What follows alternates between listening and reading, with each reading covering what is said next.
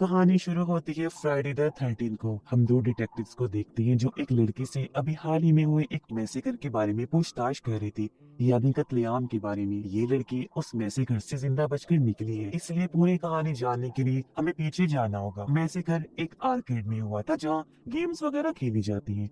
उसका मैनेजर था टिम और उसके साथ दो वर्कर्स थी। एक का नाम एलेक्स होता है। उन दोनों की शिफ्ट खत्म होने वाली थी, तभी टिम उन्हें आकर बताता है कि आज तुम्हें ओवर टाइम करना होगा। अभी पार्टी के लिए एक आखिरी बुकिंग आई है। 8 दोस्त आएंगे, पार्टी करेंगे, खेलेंगे, कूदेंगे और चले जाएंगे। इतना बोलकर वो थिएटर रूम में चला जाता है और आराम से बैठकर एक शॉर्ट फिल्म देखने लगता है। ये वही शॉर्ट फिल्म है जिसमें मिकी माउस पहली बार दिखाया गया है। खैर, यहाँ पर मिकी माउस का एक मास्क भी रखा हुआ था जो टिम को पुकार रहा था। इससे टिम काफी डर जाता है। उसके हाथ से ड्रिंक कटे हुए तार पर गिर जाती है। बस तभी लाइट स्टार्ट हो गई और मास्क ने टिम को कंट्रोल करके अपनी तरफ बुला लिया। टिम ने वो मास्क पहना और अब ये किलर मिकी माउस बन जाता है। पागल मिकी माउस। मास्क पहनते ही इसके अंदर ताकतें भी आ गई, जो थी गायब होकर एक जगह से दूसरी जगह पहुंच जाना। इसी बीच एक वर्कर को लगा कि टिम अपने घर जा चुका है, इसलिए वो भी चली गई। अब पूरा आर्केड अकेली एलेक्स संभाल रही थी। थोड़ी देर वो भी इंजॉय करने लगी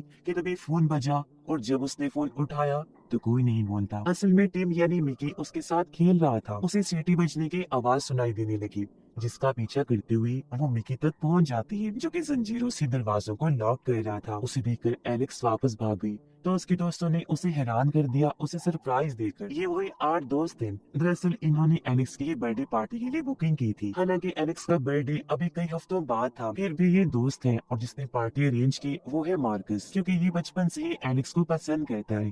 या मार्कस के साथ उसके बाकी दोस्त थे जिनकी भी एलेक्स के साथ दोस्ती थी। इसी बीच मार्कस के दो दोस्त फिल्म देखने के लिए जा रही थी और जाते जाते उसका दोस्त बोलकर जाता है, I will be right back, मैं वापिस आ जाऊंगा। ये सुनकर मार्कस हंसने लगा, क्योंकि हॉरर मूवी में ऐसा नहीं बोलना चाहिए, क्योंकि हॉरर मूवी का रूल है कि जो ऐसे बोलता है वो वापिस नहीं आता। उस दोस्त के साथ होता भी ऐसे ही है। मिकी ने उन दोनों दोस्तों की जान ले ली जो मूवी देखने गई थी। फिर यहाँ से खून होना शुरू हो जाती है। जिस चाकू से केक काटा गया वो गायब हो चुका था। बाकी चाकू छुरियां भी गायब हो चुकी थी और बाहर जाने का रास्ता भी चेन से लॉक कर दिया गया था। इस घबराहट के माहौल में अगला नंबर एक और दोस्त का लग गया।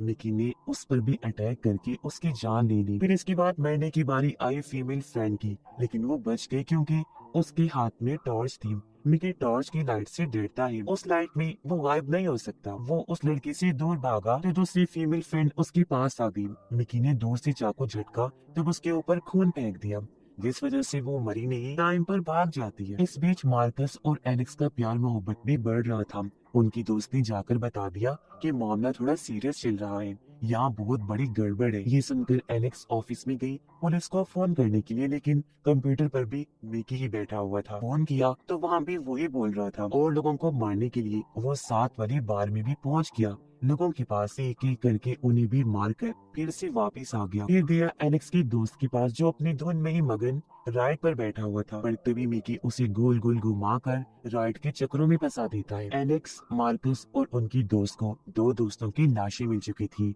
जिन्हें देखकर इतना तो क्लियर हो चुका था कि अब यहाँ से निकलना बहुत जरूरी हो गया है। और सबसे जरूरी बात की अलग नहीं होना। एक फीमेल फ्रेंड बड़ी आराम से वीआर गेम खेल रही थी, तो मिकी माउस आकर उसके साथ भी अजीब तरीके से छेड़छाड़ करने लगता है। इधर ये तीनों दोबारा मेन एग्जिट तक पहुंच गए, लेकिन मिकी पहले से बाहर खड़ा था। तब ये प्लान बनाते हैं कि फायर अलार्म बजा देंगे तो फायर ब्रिगेड बिना फोन किए ही आ जाएंगे और हम सब बच जाएंगे। लेकिन ये प्लान बनाते ही अपना अलग ना होने वाला रोल भूल जाते हैं। एलेक्स इनसे अलग हो जाती है। उसने अकेले जाकर अलार्म बजाया, लेकिन मिकी ने उसके सामने ही उसके एक दोस्त का गला काट कर बुरी तरह उसकी जान ले ली। इसी बीच मार्कस ने स्पीकर पर बोल दिया था कि छत की तरफ भागो, फायर ब्रिगेड आती होगी। तो 2 दोस्त उसी तरफ भागने लगे, लेकिन रास्ते में मिकी ने लड़के की टांग पर कट मार दिया और दूसरे दोस्त को तो जान से मार डाला उसने।